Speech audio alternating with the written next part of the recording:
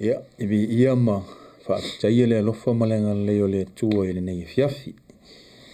Whaata alofa atu le tātou pau kalame Talanoa le Uso le nei fiafi i lau whaasaunga sa moa i le nei pō. Whaata alofa atu fo i sunga i whaafia ngainga i whaata whaitaulanga i fia.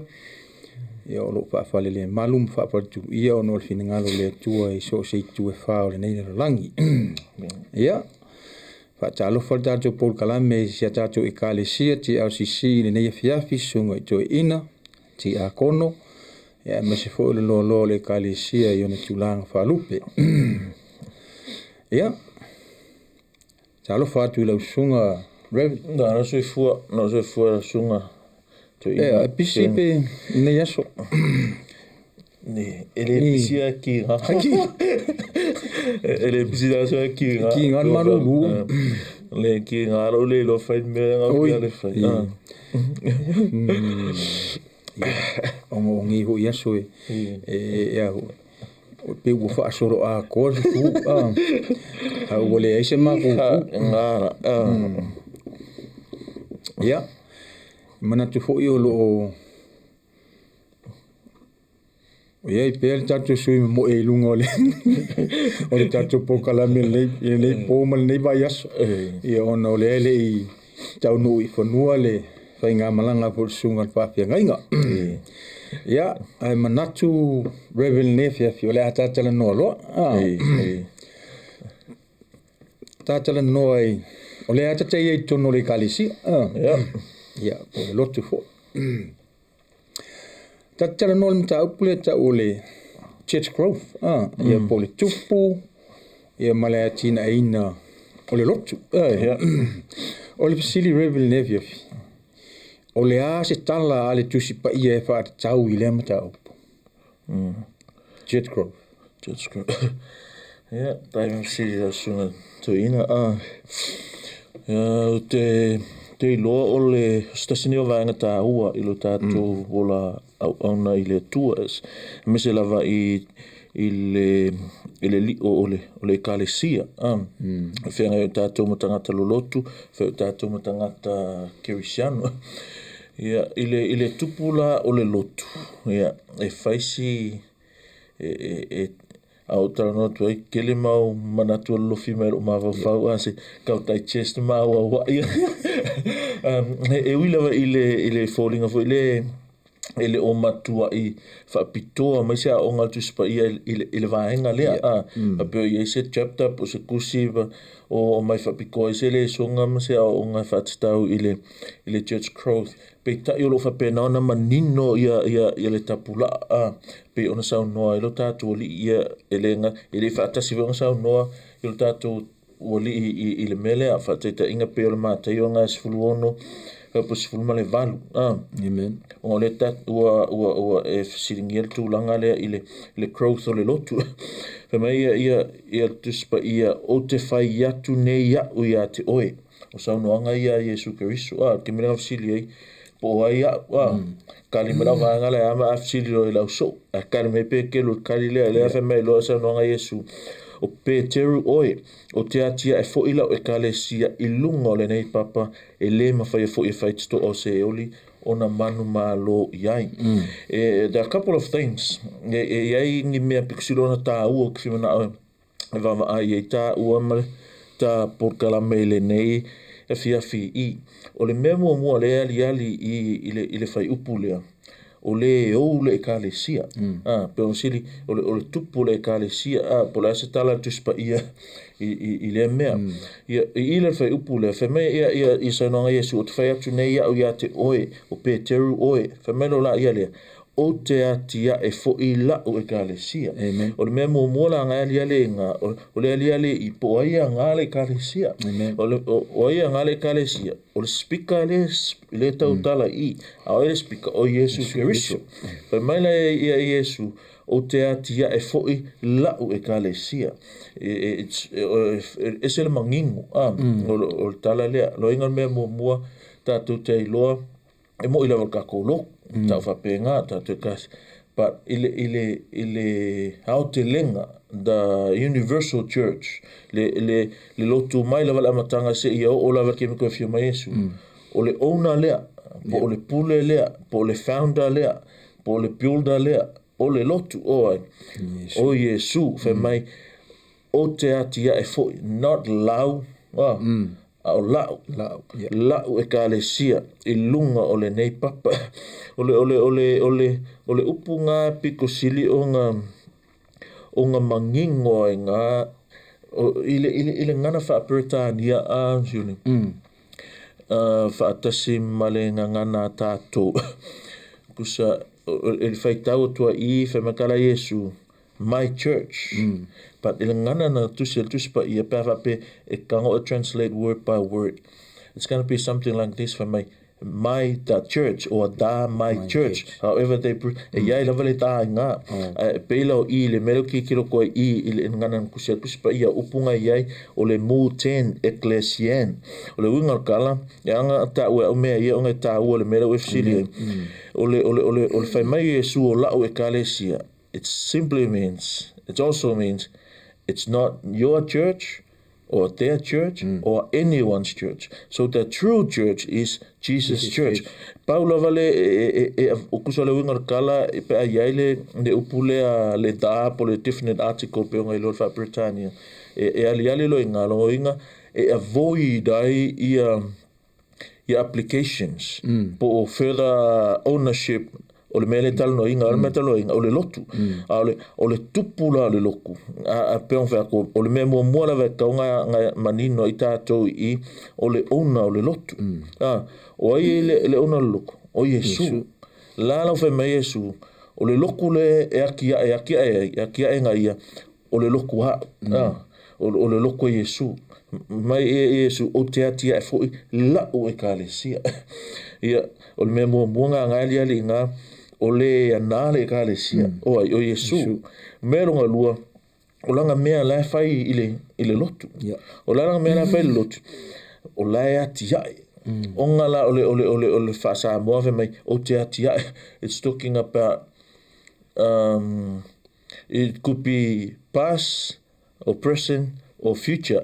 O ngā is a term of timing. I le whasa moa mai, o te ati ai.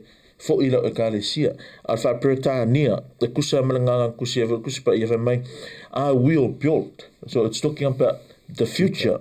O se mea o le atupu I le lumanai le la mankola al context le I Sione e fai kala le Iesu ele I maliu ele I toetu ele I fioi ele awina mai foi langa pa ia pe lava o ina matato lo uma fatu fa ngau le loko mea lava ia tau church ile ngaluenga tu se ngaluenga mta po lua o I this is the very first mention o le upu church I ko kongol kuspa ia le fa nga Iesu I so ele kupula loku le kalango Iesu mai o te atia la o Ekalesia longo inga a fikala wa la kalango al teme o luma pe fa sa mo sa o kusa mangana se me va pe o le a o wati a fo I lo Ekalesia so e kupula le mafanga o le lotu ma o e tu se mal sa no nga Iesu no nga o nga ia la fa vai matia ia le Ekalesia o le si me ile fai upula vale a Sione o le me nga mai o le whaavai o le Ekalesia I le Mateo sfuluono ne vai mai o natali mai ai leo Simona Peteru o whaapea mai o oe o le keriso o le alo o le atua soifua e whaila si ese o le tātou maui I o ngā whai mai si Ekalesia o Peteru le papa e whaavai e lunga fai mai foi si o Iesu le papa e fa vai lunga e mafuli la vala tangata fai mai o Iesu tatoula e Iesu kama I me se mamanatu ngai I ole ile taltonunga ma le me le kan fai o tato I ole statement nga le fai mai Iesu mai ia le fai mai pe kelu mai o oe ole keriso ole alo le tu soifua a fai mai Iesu ia o pe ke tua wa ele o sing fa lo ke au lo tama O le ala si du fela le whaavai, o le papanga, o le statement lang whai peke, o i ngā whaavai e le Ekalesia. Mea fo ngā le muli ane, whai mai ia kalangoa ia Paulo i le whaavai le o le lotu whai mai, a le whaavai o apostolo, ma profeta, a le maakulimango Yesu. He's not talking about men. He's talking about the teachings of men. Teaching our apostles, teaching our prophets, and teaching of Jesus. E ui lava the person of Christ is there. O le whaavai ngā. O mea la ngā lea li e i. O le ke, o la fisili le i a le, ke ai uli ak whapea. Then we meet there. Ia ali le mea le o ke whimana o ai i le tūlanga lea. O le mea longa wha inga, o le mausali o le Ekalesia. Wa o le fisili sione o le tupu, the growth, o le tuputupu a le Ekalesia. Wa ele mawhai o ngā tupu le mea ngā, ele mawhai o ngā manino marama tātou i le growth o le lotu, pe a le mangingo ka kowa ai le mea lea, o le ana le Ekalesia, o langa mea le whai, which is o the builder, o le whai a le Ekalesia, pe ati a le Ekalesia, ma le whaavai o le Ekalesia. O le ala whaavai o le Ekalesia, o le mea lea, o keriso, o le alo le tua soifua. A koe kuku aku lava i lo loto, o i le ali e le deity o keriso. In other words, o i o le atua. Lea la o le merong whala i, o le mausali o le Ekalesia. E le mwhenga kupu se mea le mausali. Pero la avonga le e tu ai o ia, e le leisan kupu, e le healthy, e le maalosi foi. Awa pese la au e fuangi fua, sold out. O le e mawhai o ngā fuangi fua. I la, whamai, e le mawhai a fo e whai tuto o se oli, o na manu malo i ai. So o le atina e la o le lotu, po o le tupu o le lotu, o le mea whai e Yesu. O le mea whai ko akasi e Yesu. No inga, in other words, no Jesus, no growth. A le a Yesu, a le kango mai Yesu, e le se tupu.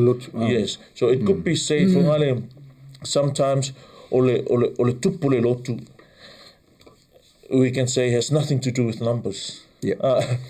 I say ame o whai au le ngākala. Lang whi ma whai lava ona tupu le lotu i ka ngaka ai le o iaingi fua o le anganga. Le inga tala whai lava onga ke le whai ngu mela a lai e le i tupu i le alofa. E le i whamatua ina. O ke whima ngā o la a Sione. Sau sina ka wema?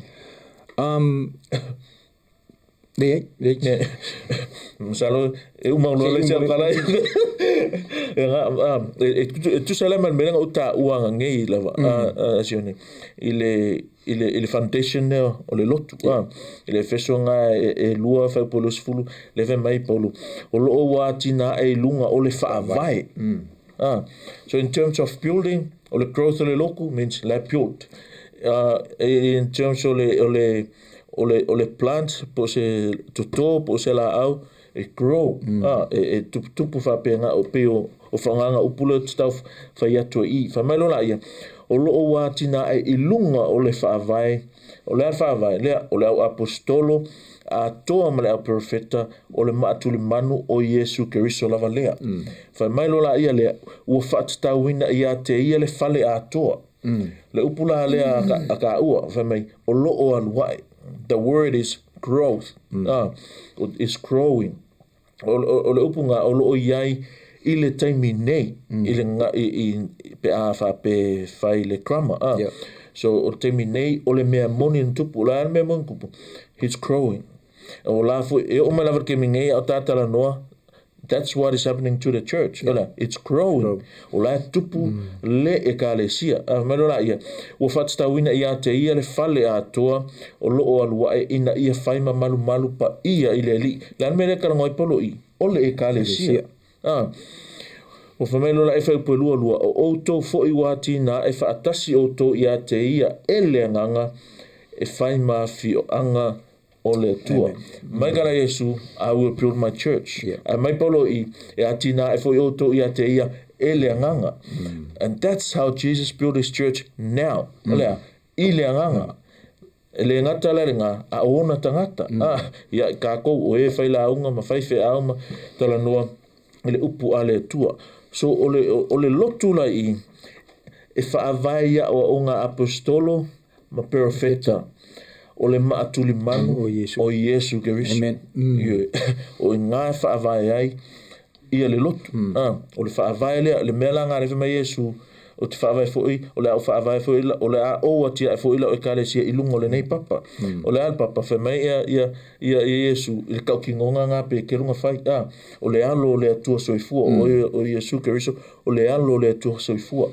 That's the same message ngā o mai ma profeta. That's the same message ngā o mai ma lau apostolo. Salvo Yesu o langa ngā whaalinga o au male tamā. O au ngā auina male tamā, o au mai e tasi, o le na auina mai au, mea mawhape ngā, o ila, a tau te vaai ai, o le whaavai ngā o le Ekalesia, whaavai ngā o le lotu, po o le whale o le atua o lana Ekalesia ea, whaavai lungo au onga ia, apostolo, ma profeta, o le loku la e sa o le whaavai, e kupu al mele ne ngā fsili ai nei, le growth o le loku, o le lotu e whaavai, i le whaavai o le loku pe whaavai lungo o le foundation o le lotu, ngā whaia e le ona le lotu, e le eise masa o salo, e tupu, e grow. Why? Lang whalai whai i whainga a le anga le lotu. Pea ngā me wangari, Paula wale whainga work, ngā orka ngā whaia. For instance, māsanga i tātou ngā illustration, a wape ele saule expert, le marang singia, pole mechanic, specialist i le Ford, kam whai e whika fua ia, i Mercedes ma mea pe ngā, ako ngā ese skill, a le kukusa mali tangata ngā train whapiko ai, i la, o le whale tonu a ia so ngai, ua kam whaile tangata e su e mai laulangi, pesu o mai i lato lava, whainga o mea, e tupu ele lotu. Ale ai, o laka aki a lava ka pula aia, a Yesu ngā whai mai. Mea langa ngā rua, mea langa pa ia ia Paulo, whai mai loa Paulo. Whai mai, o lo o ati nā e, i lunga o le whaavai, o le au apostolo, a tōma le au profeta, i le loku lea, o le mātuli manu, o Yesu Keriso. Ia, o le lotu la whaavai, i lunga o onga, o apostolo, profeta, o le mātuli manu, o Yesu Keriso. O le loku vo ila sa o longa whaavai, leunga tala whaavai lunga i whaavai lea. E le tau mate, e le masalo mia, e tupu. O le lotu e sa o le whaavai, e kupu e meanga kalangoe Paulo i mai, e whaima malu i le lia. Meanga le tala no so e tātou, o le lotu ia le atua. E le koe, e le se malu, e le koe se malu. Fau i lima. O le malu o le atua e aso ngai, o lana Ekalesia. Karango individually, e a fear tone e tātou. So, but when we come together, o le presence ngā o le atua, mai vila ia ili kalanga i ngā pēr, whape ili whaupunga o lua tasi awa mai, o le Efeso e lua, whapere suma tasi mai, o whatstawina i a te ia le whale a toa, o loo aluae, mai it's growing. Ina ia whai ma malu pa ia i le li. E alanga ka uka ko le malu le li, langa e fio ai le li, me mai Yesu lua pe kolu. Whaatasi lo swafa, i e whaakasi mai ia. Ia, o le lotu vai sa o longa whaavai, e whai ma fio anga o le tua. Ai, whai po luru mai o tau fo i wati na e whaatasi o tau i a te ia, e le anganga, e whai mafio anga o le tua. So e mwhai langa a vese lotu o se loku. Ai le o fio ai le tua. Ai sea, pe a se le whaavai, pe a le whaavai lunga, o le whaavai o umanga saunia Yesu. E le atangia fo i se loku e fio ai ia, ia le tua, pe a whaapea o tātou la kam whai aki ai. You know what I mean? E le whapea la, aunge inka ko me whaia. But do not forget, the builder and founder o le lotu, o Yesu Keriso, as well as the owner of the church, o Yesu Keriso. Peila o meanga e au ona tau mai o i o le lei. O le mea muala i le crow o le lotu a Sione. wha o le lotu e wha vai i le wha vai o umanga saungi e le o le lotu o ngā o le secret ngā o le tupu o le lotu e mawhai lava onga whai mai e kupu le loku onga e fua vonga le leo whai o kangaka o whai le wharisa o wha kupula ia leo whai o tangata but there's no true growth o iai pe a wha pia ele o whaavai lea le whaavai a o onga apostolum perfecta ia mai Jesu Keriso o le maatuli manu malo va tai le so ai o le vanu tu fe fisilia tu asa tu pese se kausia le tata i tato e foi tu ile mele na e ta o va pe e fa punga le va pe fai ona tupu le lutu ai le o le numera it's nothing to do with the numbers yeah let's so far le nyo le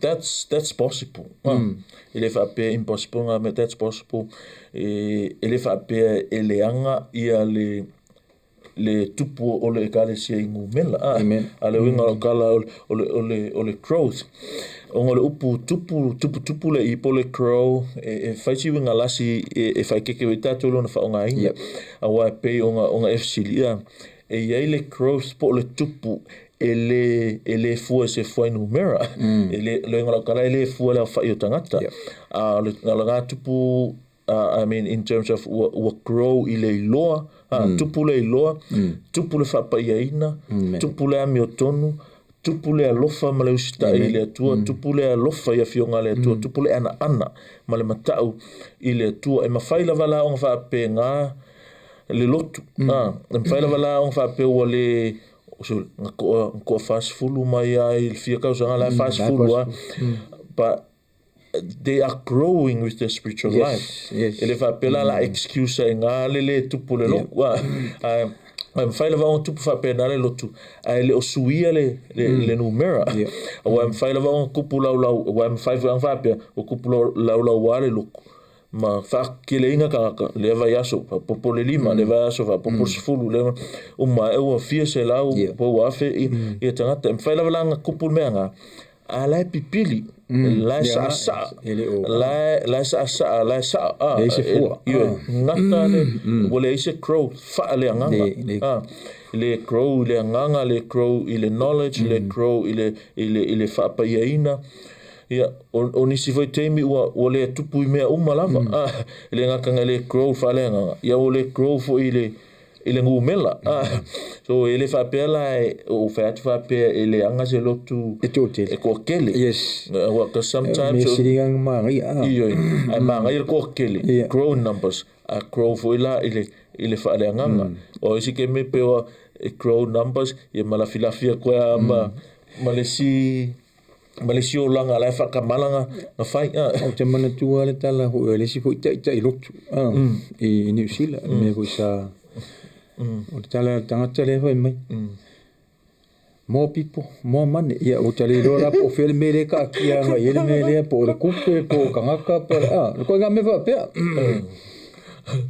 more people more money more people more money more deception kere gaga kere kupe kere fase vai la e ko nga mele but yeah I think if some ele senga kala pe va pe o le taker nga to make more money me o va ko you gotta be careful if pe va pe o le fa mo nga o le fa tupula ia tanga le lotu because if you ask me that's not ele ke fa ko ele anga pe langol vala anga le lotu moli mau ia tere tanga fa la inga but that's not the priority as and as a church or the priority dele vision ka ko loku ole ia fa matua ina tangata fa nganga in o isi me lava fa nga inga o matua ka wa ele fa nga se pepe e fa nga ka o matua so spiritually speaking o me nga comes after ele fa matua ina o tangata kuja la marusidi ile kala le ile has nothing to do with numbers. Well, o le winga ngā o la utala, e mawhai lava o ngā le tupuru mela, but still growing, e tusa man finangalo le tua. But at the same time, ia whai ke kako, e le avea ngā ma me alawhanga, i erkanga ka le usika i le Great Commission. Lewe mai o tō atu whaingu mara maso, ia ma le principle la whaasingo mai e le tua. O le mea mua lava whakirisiano, tell others about Christ. Pe o so ovo ia yoangi, ngā whakau ia o rengolkam, o Andrew ma Yesu, fe mai kala Ioane le kusikala mai, the very first, the first thing Andrew did was to find his brother and told him, I found the Messiah. Peter. So that's Peter. That's Peter. That's the pattern e alu kako I. O fasino mangal na ai fai ia le lotu a le tua. E le vapela a fai aku ngei e mwhai lavanga crow loku I tu mau perangu me rava pe it's okay as long as we grow in knowledge and holiness no, that's not what I promote here. We're just stating the truth. This possibility kupu mea ngā but o tangata whaamatua ina ma whaapa ia ina ma ana whionga pa ia le tua it's always lava e ali mai mea ngā I le tupu fo o le lotu. We can tell others, we can preach, we can teach. A o le suinga ma le tupu le lotu. Anga whai mai Yesu. It's him. Le whekarango ai Paulo I le Efeso le lua. O le tupu ma le whaamatua ina. O le meanga e whaitu atase e le atua. Ale kupu e hori ke leo kanga ka whaapea. Pe ua poko kanga kai whai whea ua le o le ngofo kasi se mese kasi o so kui o so ngi I. That's the problem and that's one of many signs o le whaamatua ina. O le makua o le le o le makua whale nganga. Ia o le ale pe o le muangano le ale limu la amau. Me ko le ale me la ailoa ia malo whaapitai le sunga te ua o wai tu pe ua mai o le hui le vaenga a tap siri e lua o le alamata te ia te tono lutu whapelo ko hui le sa o le ia le sa o le doctrine le kaupsi sili sa o le me fai o me fai e hui. E kusa ma le upo le tua a wa koe le ianga kakoro. O le whaamaka i sea ua whaape ia. E rengi se o mai le loko. A le sa o le doctrine sa o le... Ngai am kausi sili sound le le doctrine. A inga le makuspa ia. A whai pe se ae e ala inga ngale o mai kakalu. Ora mule vengo makalu. Well, e mawhai o ngā le tasi se mafua anga e mafua I le tūlanga. E o ngā mafua o ngā ole le olo tangata e tusa e male o ngā ro whai. Whai lava o ngā teach ma preach le truth, sound theology, sound doctrine, everything biblically. There's all a level possibility ele mfai tangata ngauska ia ma longo sa ia ia mea ngā ele e whaila se swinga ole o langa so e ongo mafua onga ole o mea whapenga onga ole le olo tangata e tusa male sound doctrine lea mankua a sau kanga kale sau ele sau vai a Yesu le maliu lungon sa kaulu e sau vai le Yesu le ia keminge I le lana Ekalesia le tino keriso. A saula kakanga sau le kusale Yesu ngā le sound doctrine lea ma le Yesu le va ai mwhalongo ele koe fia sau. So that could be one of the reasons ma whaku ele tasi se mafuanga. Le aise usita inga o le Great Commission foi leve mai su I o tō atu whainu umala maso.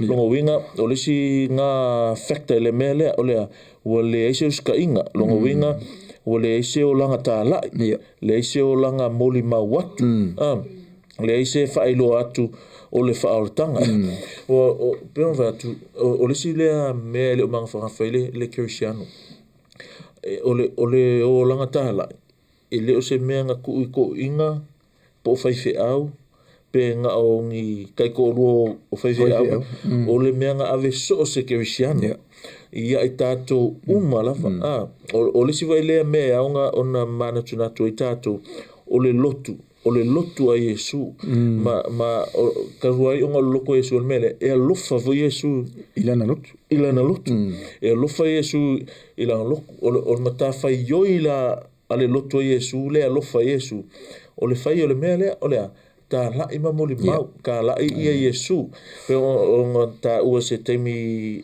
anga nge ele mate le atu le ile pattern le nga fa singo mai ele au so so Ioane o so Ioane rau dia ngai Andrew ma le so ole ale apparently o John the writer merora ia so Yesu mai ia Ioane fa au tal tamai ma moe ale tu o le ale mea kupunga ele o kusia kuspa ia ale ke fikanga ko au ile sequence o manatu fore ma mai Ioane okay o uru o so o lava keming fe ulu mauso ngalang fe ulu mauso o kifi manga e mai o lua se elu o kanga ka kaunga fai maso fe kau ilo la uri e Yesu the very next thing na fai la o le o mata la fai isi ka wala maua ia Yesu ole aka funga e tato Yesu nei male lotu kusa la mau si pe sound doctrines and theology and everything ale kupuluku that could be the main problem le ola ka la ia tangata but there might be a problem in there in the church people ole kongo loku maybe they haven't met Jesus ke masalo ele fe kau ia mai Yesu nga ola ulia because they met Jesus and they knew it was Jesus alanga le muli maulis kanga there's a possibility ele fe kau ia mai Yesu simply means ele faula inga langa le mele e fai el tangata wai lole sua malie o keriso you know oi se good news nice news you just can't wait to spread it, to tell others. Ngaro loa se mea ale Facebook ke vile. Ia pe ke Talanoa. Ole mea ngā le tupu i le lotu. E le o loa e kangaka le suama lie, le onga. Mali te le ole matafa ioi o tu ina mai e tātou. It's not burdensome. Mea ngā lewe mai ia kala Ioane i kua i le epistles. O le finangalo o anga commandments is not burdensome. Ele o se avenga. It should be a blessing, should be a joy thing. Ele mele o lo moli mau. Nanga le matafa ioi le lotu o le fola o le tala i o le moli mau o le au mai o tangata ma le feliua ina o langa o tangata o le mea lilo langa e fai e langa pa ia feliua ina o kangaka o le mea fai e tangata lotu o le vala au lia ma au mai a fsili la nge fsili ia ke fsiano ia te ia lava o fia kangaka o kalngoa ai ia Yesu au whakungi have you met Jesus? Are you a Christian? I mean, yes, I met Jesus. I'm a Christian. Christian is, have you told someone about that Christ? And I've met that. 1 Corinthians 3:6. O le kalangoa le responsibility a lotu i na sunga to ina fai mai kala Paulo mai na ototo ina o i le chapter 3 le okay Paulo i le o mai o kangaka fai mai fele ke viso matou ia keriso matou ia Paulo makou ia Paulo makou pe kelu le mai kala a Paulo inga umang fa sa o se nga mai na ototo ina na fa susu ina a Paulo mai lo la ia a pe tai o le atua o fa tupu ina we still here ile melenga fsili ile tupu le lotu the growth of the church so ele saula le atua whaakupu straight away le loko. Something has to be done. Alanga something has to be done. Ole me whai le lotu. Olea, tuto ma le whaasusu. a whawhengo whira wara o kalenga o le a o ina o le whionga pa ia a le tua. O lesi mea maa ngai ali I masalo o lesi mea ngā e ala I onga sound doctrines mama e mea uma e le inga ka luku. O le lack in oneness, lack in teamwork. E muli a le me kala polo o ia, o le a fo ia a polo. Ua o maa ua ni au ona. E tasi I maa ua. Le me kala polo I na otuto ina ai whasusua a polo. Ai pe tai. But it's God o lea tua na whaatupuina. E whako a exist la, pe whako a kama pe au le mea lea o le growth o le lotu, I ngā ua whaile tiute o le lotu. O lea, tuto mwhasusu. La unga le upumoni, ya o le upumoni. Practice le upumoni. O ngā whaimai saulo la I o lea tua ma whaile mea lea, o lea whaatupuina. O le mea ngā le whaatua, o le growth o le loku, sometimes has nothing to do with mea I e pole ngai kanga lupu aso ngai. Paule, o ngisi kemi, ua manga o kako le grow o le loku. Ma o kako whaisisi whale. O lai kiki le whale whaisisi whale. But that's not the main thing here. Manga o whai oe whaamanuia mai lea tua mai ko kele kangaka. But ma ngai manga o. But look at yourself, the church. Look at the church. Even for Kakonga Luenga, GRCC, we look at ourselves. Am I doing my part? Am I obeying? Am I doing the totoina and the whaasusuina? O usikai, I poloa inga. O aluatu mawhainu umalava maso. So, ole mea o kupu yaso ngai lotu, we are worried so much I le vaenga, ele o sa vaenga. Pela la inga tale growth le kakalanga ilawa. Growth is God's part, and only God can do that. Na le tu ala me fainga faia ele tupu le. I will pole mai oe la mera nga wako fai. A pe o nga wako kakang pala. O ke pole fu pe pa ulua le usua. Nga fe offbeat mai ka nga pole mai la mera wako fai, which is to talk. Fasusu o le ala kwa ku I le simea ma era ya il kala le apolo o le oneness ile au fainga luenga. Same gospel, same people, same message. Le ala ku polo e tuto la ku ia apolo e fasusu le ala ku apolo apology pe fa le ama la ku apolo lango ai o kakala apolo tu se male mole mal tu spaia. But he's so eloquent. O skanka le leilang kau kara le leilang la unga. Mai kara polo.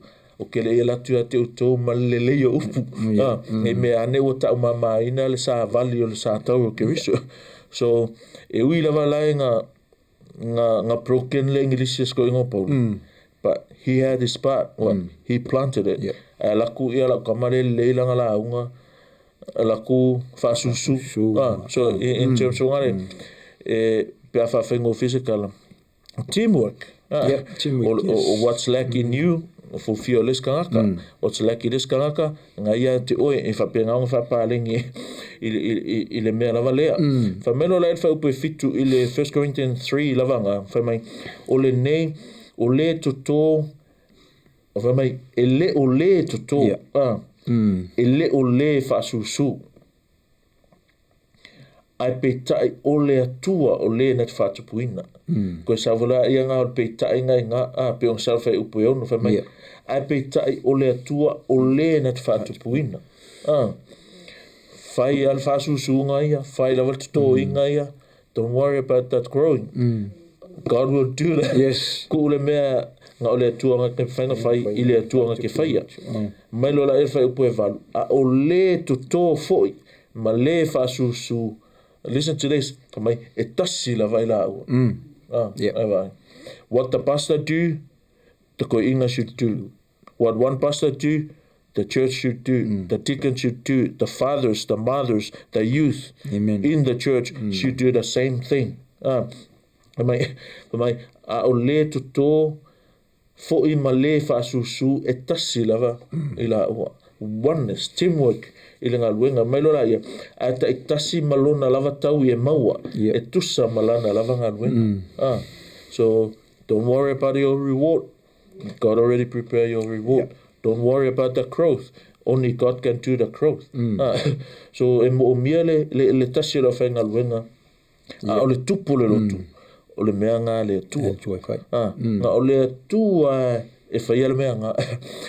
E leo se whaamaunginga o se kupu se loku. Once again, pero whakawhapea completely right off, you'll grow in numbers. But it's always a worry there. I'm not really rushing to that. Yes. Meale, what pero mele ka whai o teach kemingi le whakso o karape whakakaongasa. What I'm doing is lay the foundation doctrinally, theologically. So kupu e lo le whamatuaina lea, pe ngai vision ka kolo, then all these things will fall into places. O le alu la kol mo le mau, alu la kol e loa, alu la kol mara malama le ngā wai ma le alofa ma le ana ma le matau i le tua, and then ngā lua mai le tua, i langa mea lea ngā o ngā ia e whaia o lea, o le whatupu lotu. Ngā kupu lola ia leo, tupu le iloa, tupu le whapeina, tupu le matau, tupu le ava. Ia, kupu e lo mangu mela. Kupu e marfale, marfaua mua tangata ia build people first. Yes. Ia malolosi. Yes. Ia mwhai e o ngā whakauinga me umawhinga ngalo. Ele li mo lana lopu. Ia, ule lopo ka ua po ma pasteling whaifuir po kai manispo nga koe o le ser me whau mua. Wai ese ale fia oso e whau whale. Ia, mawala i or whale. I whasanga mai wala inka kai kongor whale. But you gotta build the people, and then people will build the house. But don't rush into il si me muli nga. Te lo si me kala inga sere. Ule kala ia kaka Yesu aka kala ile ngolo ko au ola o foi fe au. Per me are un verko ile asa fafkai ele se me ke mi kai. Wa va pe maka kia ngai isu ia malo pa tai lo sunga mo sau no ni fia ia o ta fisili tolu de la tata o lola i po le ase se la ngona fo o la sunga o le fo ma foi au o le ase swinga o angi swinga e manga o mia i le awala ho ile fa pea o ngā kupu ile loku ia songei ma ki ngā e ai ma fa kupu ia ile loku ia songei wangi awala a oe a ia lau sunga alwa pea ngai ngolo olo e ma fau ia i ma bole fa tupu ina lotu le lau kale on behalf of me and Pastor Savi. Or as a pastor. O le mea moni ara suan toi ina. O te le, o ke le maa ka awa. Kune mea ele is a strategy. I don't have a strategy. I don't have plans for ngai of this. In terms o le tupu le lotu. Kira whakawhapea ngā kako o pula kaka ke me sawe, pula ke me pula kaka me whai. That's not what I mean. But in terms of grow, o le lotu, o mtapunga le kakala moa. So in terms of grow o le lotu, I don't have any strategy. Why I say that? Because the grow o le lotu pe o le mea whai to tase le atua. So what we need to do is o le muli tai, o le tai ala o umanga nga mai le tua. And the other thing is I don't have any strategy for the growth of the church because I only know one thing. I don't know any other thing. O isi kemi a ngai fo ilmea le valea I mea le tua. Wa a poko ke fo. Kera ngai longa la to mena mia ia le tua. But o valea la le le whako I only know one thing, which is this. Is what the Bible says. Whakaikainga. Ole mua Corinitum tapu mua whai upe lua. Le whai mai sa noanga a Paul Whapea. A wā olo o whai mai u teia I se whai longa. Ma e leni olo o sa ili ila tō I le poto. A le strategy la lea altuspa ia. Le mulmul ta e tā tō. Mano la ia. A o I mātou te tala I atu ia ke riso na whaasata reina. That's the only thing I know.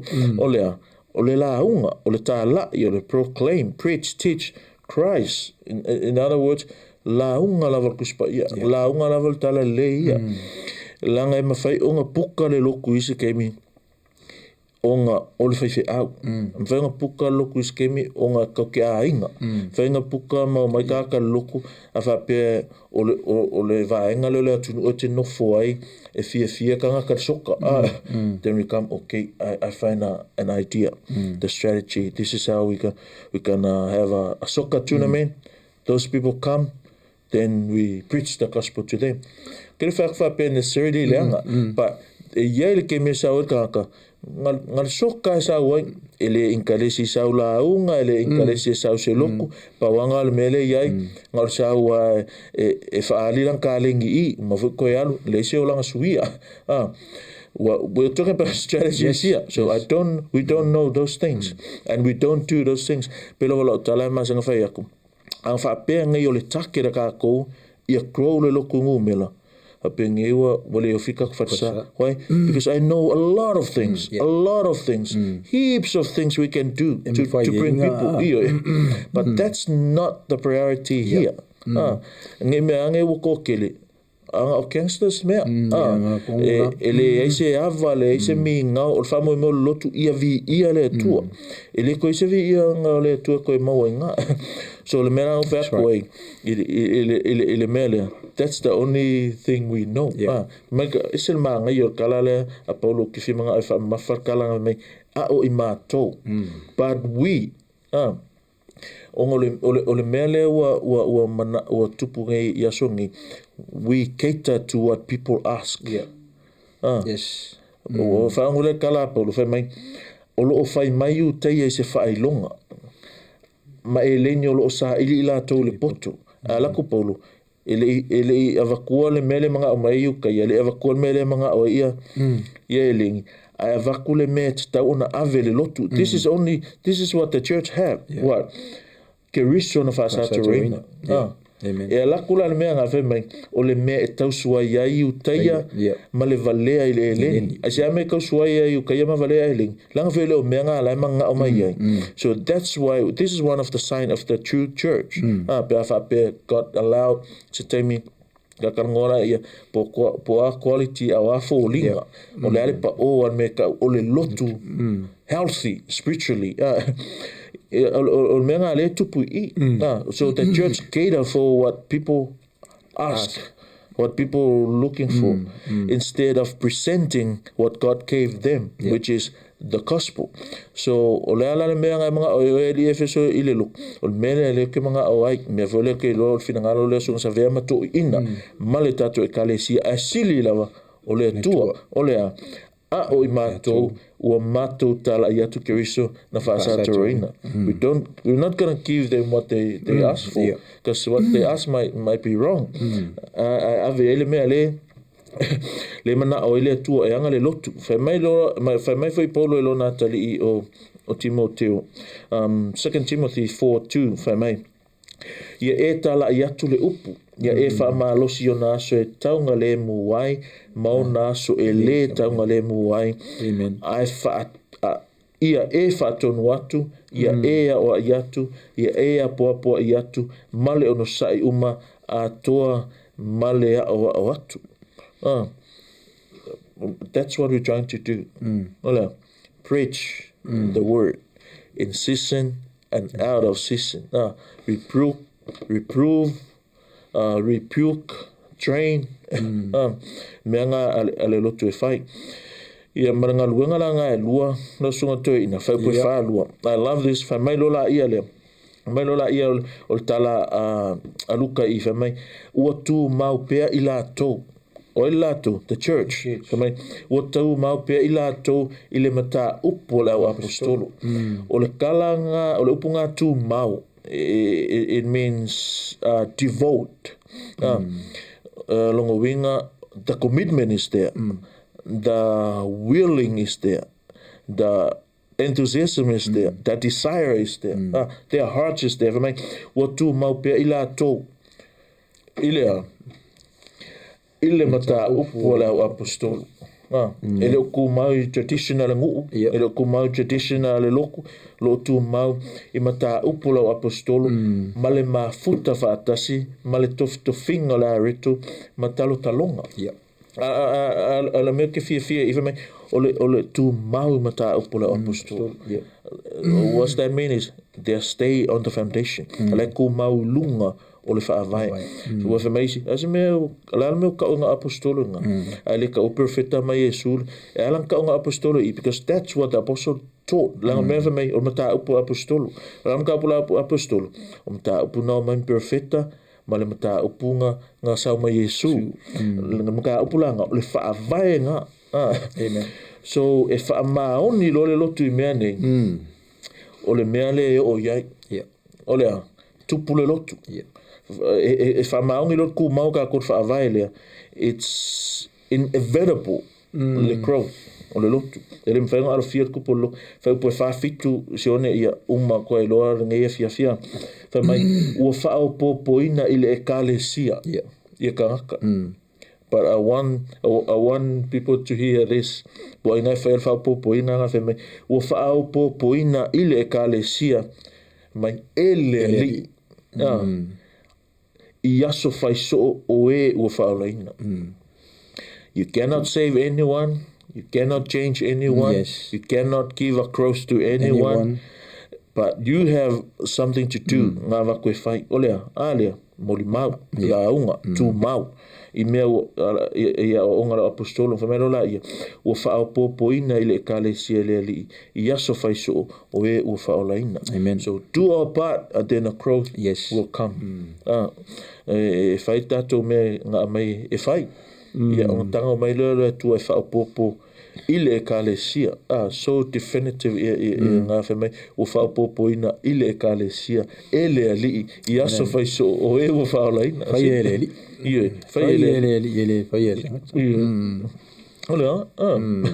So that the growth, it's God's. But we have a partner mai e whai. Malo. Whaapitai le usunga ho ule ua. Wa manino mamala malama le tamata o Talanoa ina le nefiafi. Ia. Taluai. Ona o le tapsiri muli lea. Ia. Sisi vaenga e te toe fia sao no e le nefiafi. Ia e li wha umata mafta. Anta pokalam. Si mea, pa mea whaftai mo le tā whaasoa. Ia whaftai fo I le atua I mea whaingaluenga o whaonga ina le anga wha au ave le e whetala ngā vāsile e ngā malona au vaa e whaonga ine a wala fso ta inga. Ia e silion whaftai I le atua malona pa ia lo tātou whaia o ngasilia o penga o fso soani mai. Ia a ele koe kua la sunga e whai. A pia o whafunga mai ia sunga I toi ina mal faltua mal a inga I o kilani. Ia fai malie o au o so o ke so nga fa kisi o vai ang ngisila suma se ke o mapevalo ia lo fatu la sunga ma faltua ia male manofo alo ia sauniele tua se avano tatu to ma futai ile sanga le mu le file mu nga foi le sunga fa fenga sa vea ia ma wala va no e malo malo lo le ai ai fo sau alanga pu am sau lu au mo fa mo mole ia o ko lengi o ia fit sau le mele fa ka ia paure mo ne fia fi la sunga Sione ele li malo fa tai le sunga ia angale fu le tue fa po pele to fa le tua male tai la usunga fo ia wala vole lufi ina o le upo le tua so se taimi tu te Talanoa ai ilona fina ngalo ia au le nei fiafi ia Samoa I o le tātou po kalame le ne fiafi le ngata fo le o wo pa angale al tātou po kalame ia ai se upo la vale le ne fiafi ia la fo inu le ai na pe o le na upo e matua atu ia te o tou ia ai o le po kalame na le ne fiafi I le suafo Yesu Keristo tātou wali mo tātou faola amen